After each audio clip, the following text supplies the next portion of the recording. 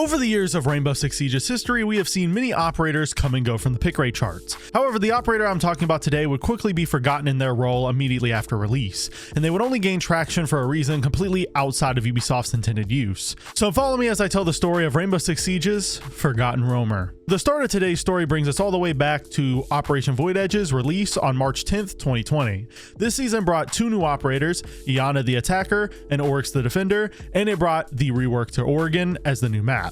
The rework for Oregon was welcomed with open arms. It changed the map that many people felt was starting to get stale into what it is today. And after this rework, it is still one of the most played maps in the game. Then for the operators, Iana pretty quickly became a popular choice amongst rank stars due to her good guns, access to frag grenades, and her gadget supplying infinite drones. The gadget side of things for Iana really helped to blow her up, because her gadget's utility allowed her to dominate in solo queue and for her to perform well in the entry fragging role. She would even see a lot of playtime in professional play as well due to her ability to pick up frags with ease and help the team clear out rooms. However, the operator we're here to talk about today, Oryx, was not nearly as influential on launch. He was looked at as a casual operator due to how fun he was to play, but from a competitive standpoint, he didn't really offer much to the team at large. His gadget, the Ramadash, only allowed him to move faster around the map and make rotations on site. He also had the passive ability to jump up hatches, but this also wasn't really enough to justify picking him over other operators on the Team Rainbow roster that gave real utility. So Oryx would immediately become disappointing to a wide portion of the community. He was clearly designed to be a competitor to many roaming operators like Caveira and Vigil, but he just kind of failed at that task, and he would slowly fade away into the background of the Siege roster.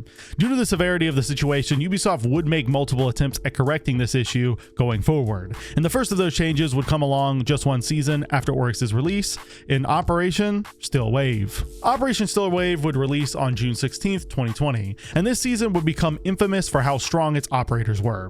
Ace the Attacker was a hard breacher that completely shaped the meta. His ability to open walls from a distance made him safer in comparison to Thermite, and since Ace had 3 Selma charges, he could open more walls than Thermite as well. On top of that, Ace's gun, the AK-12, was arguably the best weapon in the game at the time, allowing him to be competitive at getting kills, which was rare for an operator in his role. He would immediately become a huge part of the meta, and almost every round he was being picked to fill the role that Hibana and Thermite once did. As for the other operator brought in this season, Melusi, she would also become an influential operator for very similar reasons.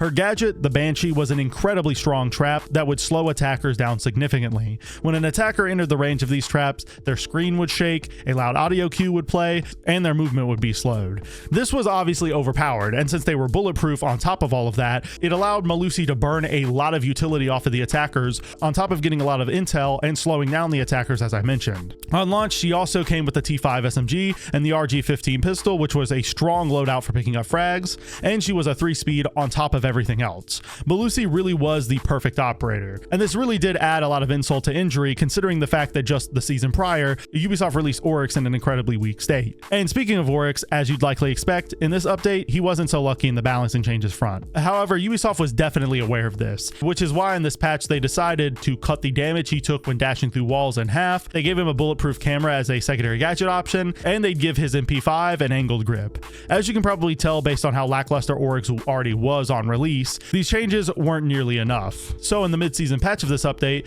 Ubisoft would come with even more changes to try to make him better. These changes included making Oryx's dashes through a soft wall not deplete all of his charges. They increased his dashes refresh time to 12 seconds, and they reduced the recovery time of all dashes to 0.5 seconds. These were some nice quality of life changes, but they were a lot like the changes that came with the release of the season itself, so they really weren't enough to cause any widespread change. Ubisoft didn't really know what they wanted to do with Oryx from a balancing perspective, and so they were just kind of throwing changes out there to see what would stick. Because of that philosophy, Ubisoft would take another swing at it in the following season, Operation Shadow Legacy.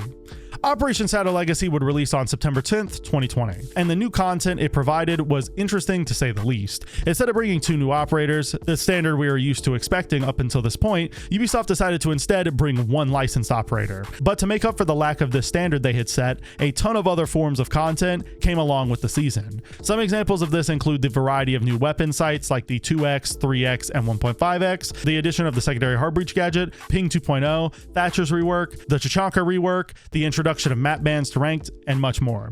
The sheer amount of changes was praised by fans, and to many, this is the best update in Siege history just because of the sheer amount of changes. But the changes weren't the only good thing in this patch. The new operator, Zero, was an interesting idea, with him bringing a large camera network to his team that would allow him to surveil the map and hold flanks. And the map rework for Chalet is one of, if not Ubisoft's best map rework ever made. But obviously what we are here for today is the change to Oryx. That balancing change was something that Ubisoft had never done up until this point, and they haven't done since. That being swapping Oryx's weapon with Melusi. And Ubisoft had never experimented with swapping weapons between two operators like this before. But I think this was a good idea, because it meant that Oryx lost access to his MP5, an objectively bad gun, and instead now had access to the T5 SMG, one of the best SMGs in the game. And it also had the really good side effect of nerfing Melusi, an operator that was extremely overpowered, as I mentioned earlier. But something that went overlooked at the time was the fact that as part of this buff, Ubisoft gave the new 1.5 scope to Oryx on his T5. This would have a profound effect on Oryx's pick rate and effectiveness as this story progresses, especially in a few years from now, but at this time it really wasn't enough to propel him into the meta. He was still an operator that just existed in the background and wasn't really that strong. So Ubisoft will continue to give him additional buffs, with the next one coming in Operation Crystal Guard. Crystal Guard released on September 7th, 2021, and this season came out with one operator, Osa,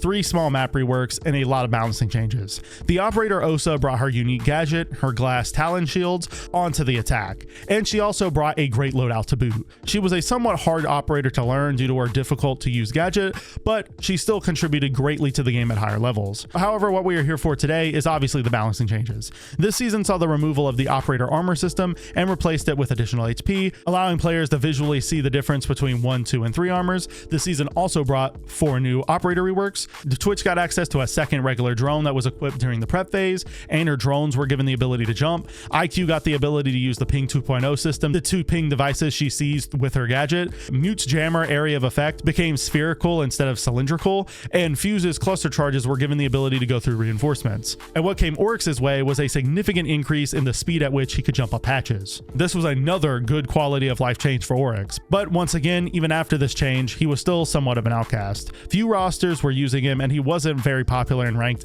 at all. However, Oryx would explode out of nowhere, a little before and especially after one of his biggest competitors was nerfed, that operator being Alibi, who was nerfed in Operation Solar Raid.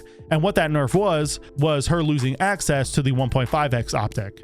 The reason this was such a big deal for Oryx is because at the time we were in the 1.5 meta, which basically meant that any operator with the 1.5, especially on defense, was picked solely for their gun. And since Alibi was the main choice to fill that role, people began looking for a new operator to fill that. And Oryx fit that criteria perfectly by having an amazing gun with the 1.5 and having a gadget that allowed him to play even faster than Alibi ever could. This caused him to explode in pick rate, as mentioned, reaching his all-time high ever, and people were really enjoying him. However, from Ubisoft's perspective, he had become popular for all the wrong reasons. So this high ground in pick rate and this little bit of popularity and this little bit of recognition he got was very short-lived, because in response to Oryx achieving such popularity, Ubisoft would decide to lay down the hammer and nerf him just a few seasons later in Operation Commanding Force by removing that very sight away. And just like this video started, Oryx would fall into the deep end of obscurity, being forgotten once again. And the only reason he was ever in the limelight in the first place was for reasons outside of his intended purpose. In many people's eyes, he was just a gunner with a significantly worse loadout.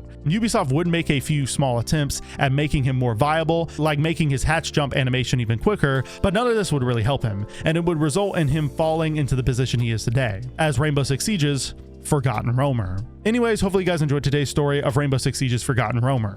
If you did, I make Siege content just like this twice a week, so go subscribe to the channel and follow me on Twitter if you don't want to miss the next upload. If you want to watch another video just like this one, I'll be popping up on your screen right now that I'm sure you all enjoy. I'll see you next time, friends, and peace.